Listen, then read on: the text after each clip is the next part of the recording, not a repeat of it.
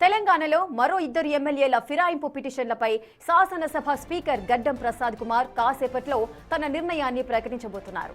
గతంలో ఇప్పటికే 5 ఎమ్మెల్యేల పిటిషన్లపై తీర్పు వెలువరించిన స్పీకర్ మరి కాసేపట్లో మరో ఇద్దరు ఎమ్మెల్యేల భవితవ్యంపై క్లారిటీ ఇవ్వనున్నారు.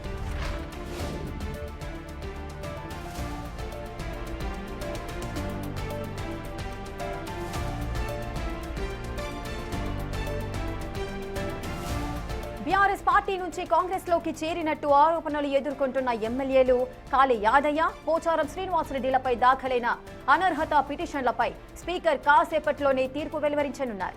2.5 గంటలకు తీర్పు వెలువడనుంది. దీంతో రాజకీయ వర్గాల్లో ఉత్కంఠ నెలకొంది. స్పీకర్ తీర్పు ఎలా ఉండబోతోంది, పార్టీ ఫిరాయించిన ఎమ్మెల్యేలపై ఎలాంటి చర్యలు తీసుకోబోతున్నారు అనేది ఇప్పుడు హాట్ టాపిక్ గా మారింది.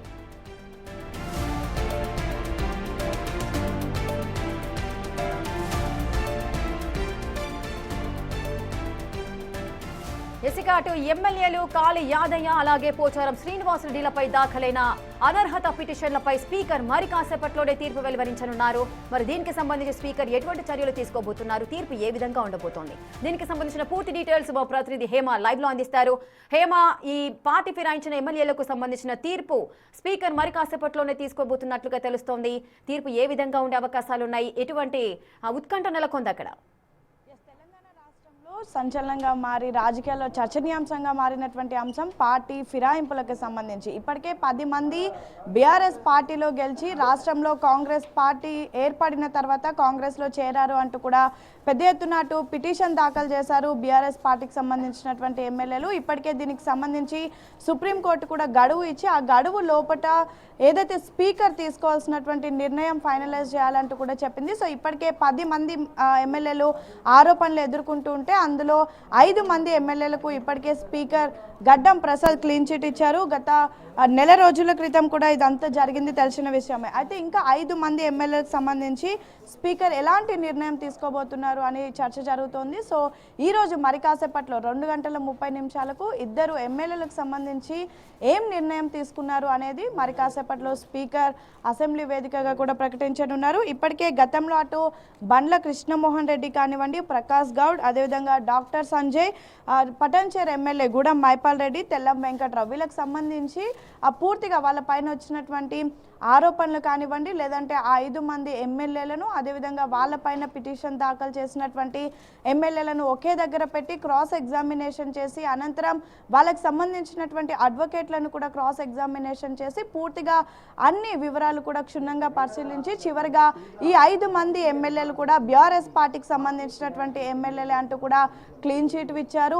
అనంతరం మిగతా 5 మంది ఎమ్మెల్యేల పరిస్థితి ఏంటి అంటూ కూడా చర్చనీయాంశంగా మారింది. ఇప్పటికే సుప్రీంకోర్టు 10 మంది ఎమ్మెల్యేలకు సంబంధించినటువంటి నిర్ణయం వీలైనంత త్వరగా తీసుకోవాలి అంటూ కూడా చెప్పినప్పటికీ కేవలం 5 మంది ఎమ్మెల్యేలకు సంబంధించినటువంటి నిర్ణయాన్ని మాత్రమే వెల్లడించారు. అయితే మరి కాసేపట్లో మరొక 2 ఎమ్మెల్యేలు అటు కాళీ యాదయ్య అదేవిధంగా పోచారం శ్రీనివాసరెడ్డికి సంబంధించినటువంటి నిర్ణయం కూడా మరి కాసేపట్లో స్పీకర్ వెల్లడించనున్నారు. అటు కాళీ యాదయ్యకి సంబంధించి ఇప్పటికే చింతా ప్రభాకర్ పిటిషన్ దాఖలు చేశారు. సేమ్ టైం శ్రీనివాస్ రెడ్డికి సంబంధించి అటు మాజీ మంత్రి జగదీశ్వర్ రెడ్డి కూడా పిటిషన్ దాఖలు చేసినటువంటి విషయం తెలిసిందే. అయితే ప్రధానంగా మొత్తం కూడా బీఆర్ఎస్కి సంబంధించినటువంటి ఎమ్మెల్యేలు మొదటిగా స్పీకర్ని ఆశ్రయించారు. అనంతరం స్పీకర్ ఎప్పటికీ నిర్ణయం తీసుకోకపోవడంతో స్పీకర్ జాప్యం చేయడంతో హైకోర్టుని ఆశ్రయించారు. హైకోర్టు ఇచ్చినటువంటి తీర్పు సానుకూలంగా లేదు అంటూ కూడా నేరుగా సుప్రీంకోర్టుని ఆశ్రయించారు. సుప్రీంకోర్టు కూడా ఒక గడువు ఇచ్చి గడువు లోపు ఏదైతే నిర్ణయం ఉంటుందో అది ప్రకటించాలి అని చెప్పినప్పటికీ అప్పటికి స్పీకర్ మరింత జాప్యం చేయడంతో నేరుగా సుప్రీంకోర్టు స్పీకర్ గడ్డం ప్రసాద్ పైన ఆగ్రహం వ్యక్తం చేసింది. వీలైనంత త్వరగా నిర్ణయాన్ని ప్రకటించాలి అంటూ కూడా చెప్పారు. సో ఈ తరుణంలోనే గతంలో 5 మంది ఎమ్మెల్యేలకు సంబంధించినటువంటి నిర్ణయం ప్రస్తుతం మరొక 2 ఎమ్మెల్యేలకు సంబంధించినటువంటి నిర్ణయాన్ని కూడా ప్రకటించనున్నారు. ఎస్ రేఖ చెప్పండి. అటు ఎమ్మెల్యే కాళీ యాదయ్య అదేవిధంగా పోచారం శ్రీనివాసరెడ్డి, సో వీరిద్దరికి సంబంధించి ఈ రోజు మరి కాసేపట్లోనే తీర్పు వెలువరించబోతున్నారు స్పీకర్. మరి తీర్పుకు సంబంధించి ఆ 2 ఎమ్మెల్యేల వర్షన్ ఏ విధంగా ఉంది, ఒకవేళ అనర్హత వేటు పడినట్లయితే వారి యొక్క స్టెప్స్ ఏ విధంగా ఉండే అవకాశాలు ఉన్నాయి, వారికి అనుకూలంగా తీర్పు వచ్చే అవకాశాలు ఎంత మేరకు ఉన్నాయి? ఎస్, ప్రస్తుతం 10 మంది ఎమ్మెల్యేలు కూడా ఆరోపణలు ఎదుర్కొంటున్నారు. 10 మంది ఎమ్మెల్యేలు కూడా సేమ్ అందరిది ఒకటే ఇష్యూ. మొత్తం బీఆర్ఎస్ పార్టీ అంటే బీఆర్ఎస్ గుర్తుతో గెలిచి ప్రస్తుతం కాంగ్రెస్ పార్టీలో చేరారని. కానీ ఒకవైపు వీళ్ళంతా కూడా కాంగ్రెస్ పార్టీలో చేరారు అని చెప్తున్నప్పటికీ కూడా ఎవరైతే ఆరోపణలు ఎదుర్కొంటున్నటువంటి ఎమ్మెల్యేలు మాత్రం తాము ఇంకా బీఆర్ఎస్ పార్టీలోనే ఉన్నామని, కాంగ్రెస్ పార్టీలో జాయిన్ అవ్వలేదని, ముఖ్యమంత్రి రేవంత్ రెడ్డిని కలిసింది కూడా కేవలం నియోజకవర్గ అభివృద్ధి కోసం మాత్రమే అంటూ కూడా చెప్పుకొచ్చారు. సేమ్ టైం ఈ 10 మంది ఎమ్మెల్యేలు కూడా ప్రస్తుతం ఏదైతే అసెంబ్లీలో వాళ్ళకు నెలకి వచ్చేటటువంటి జీతంలో కూడా కట్ అవుతున్నటువంటి అమౌంట్ అంతా కూడా స్టిల్ ఇంకా బీఆర్ఎస్ ఎల్పీకే వెళ్తుంది అంటూ కూడా రికార్డ్స్తో సహా వాళ్ళంతా చూపించినటువంటి పరిస్థితి. సో వీళ్ళు ఇందులో మొత్తం 5 మందికి ఇప్పటికే క్లీన్ చిట్ ఇచ్చారు. సో ప్రస్తుతం కాళే యాదయ్య అండ్ పోచారం శ్రీనివాస్ రెడ్డి కూడా ఇందాక మీరు అన్నట్టుగా వాళ్ళు కూడా తమకు సానుకూలంగా స్పీకర్ నిర్ణయం ఉండబోతోంది అంటూ కూడా చెప్పుకుంటూ వస్తున్నారు.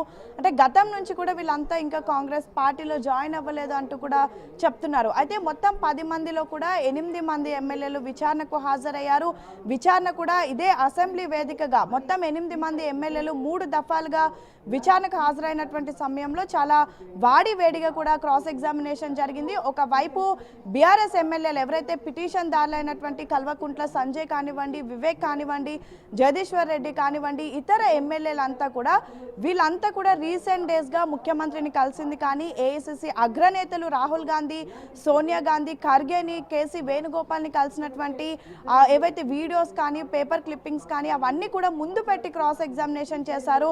సేమ్ టైం అదే సమయంలో ఎవరైతే ఆరోపణలు ఎదుర్కొంటున్నటువంటి ఎమ్మెల్యేలు కూడా తమ దగ్గర ఉన్నటువంటి ఆధారాలు అంటే ఇంకా తమ వేతనాలు బీఆర్ఎస్ ఎల్పీకి వెళ్ళడం కానివ్వండి, లేదంటే స్టిల్ అసెంబ్లీ రికార్డ్స్లో తమ పేర్లు బీఆర్ఎస్ ఏదైతే బీఆర్ఎస్ లిస్టులోనే ఉండడం కానివ్వండి, ఇలా అనేక ఆధారాలు కూడా వాళ్ళంతా ముందు పెట్టి తమ వైపు వాదనలు వినిపించినటువంటి పరిస్థితి. సో మొదటి నుంచి కూడా చాలా ఉత్కంఠ నెలకొంది.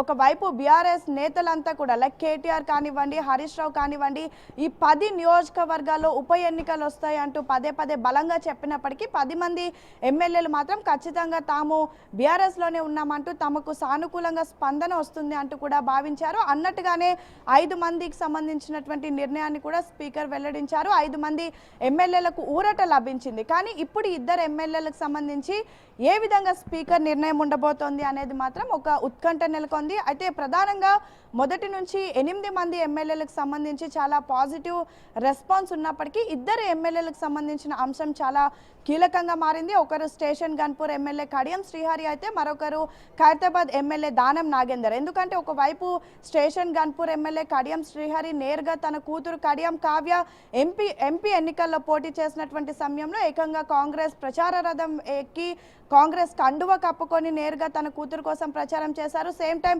గాంధీ భవన్లో జరిగినటువంటి అనేక కార్యక్రమాల్లో కూడా అతను పార్టిసిపేట్ చేశారు. అండ్ ఎప్పుడైతే వరంగల్ ఇష్యూ జరిగినటువంటి సమయంలో కూడా నేరుగా మీనాక్షి నటరాజన్ వచ్చి కలిసినటువంటి పరిస్థితి. ఇక దానం నాగేందర్ అయితే ఏకంగా కాంగ్రెస్ పార్టీ బీఫామ్ మీద ఎంపీ ఎన్నికల్లో పోటీ చేశారు. గాంధీ భవన్ వేదికగా జరిగినటువంటి పిఎస్సి మీటింగ్ కానివ్వండి, ఎగ్జిక్యూటివ్ ఎక్స్టెండెడ్ మీటింగ్ కానివ్వండి, ప్రతి ఒక్కటి కాంగ్రెస్ పార్టీ చేపట్టినటువంటి ప్రతి ఒక్క కార్యక్రమాల్లో కూడా పార్టిసిపేట్ చేసుకుంటూ వచ్చారు. రీసెంట్గా అయితే ఏకంగా తను ప్రస్తుతం కాంగ్రెస్ పార్టీలోనే ఉన్నట్టుగా తను ఏ పార్టీలో ఉంటే ఆ పార్టీ గెలుస్తుంది అంటూ కూడా సంచలనమైనటువంటి వ్యాఖ్యలు బహిరంగంగా చేశారు. సో ఇవన్నీ కూడా దృష్టిలో పెట్టుకొని ఈ 2 ఎమ్మెల్యేల పైన వేటు పడుతుంది అంటూ కూడా అనేక వార్తలు వచ్చినప్పటికీ దీనిపైన ఇంకా స్పీకర్ స్పందించలేదు. కేవలం 8 మంది మాత్రమే స్పీకర్ ఇచ్చినటువంటి నోటీసులకు విచారణకు హాజరయ్యారు. కడియం శ్రీహరి కేవలం రాతపూర్వకంగా వివరణను ఇచ్చారు. తను బీఆర్ఎస్ పార్టీలోనే ఉన్నట్టుగా, తనకి కాంగ్రెస్ పార్టీలో జాయిన్ అయ్యేటటువంటి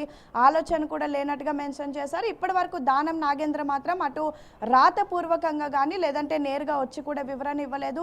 సో ఏం జరుగుతుంది అనేది చూడాలి. ఒక్కసారి మాత్రం ఈ ఫిరాయింపుల కేసులో వేటు పడితే దాదాపు 6 ఏళ్ల పాటు తాము ఎవరైతే పార్టీ నుంచి మొత్తం సస్పెండ్ అయినటువంటి వాళ్ళు లేదంటే ఇప్పుడు వేటు పడినటువంటి వాళ్ళు 6 ఏళ్ల పాటు ఎన్నికల్లో పోటీ చేయడానికి కూడా అర్హులుగా ఉండరు.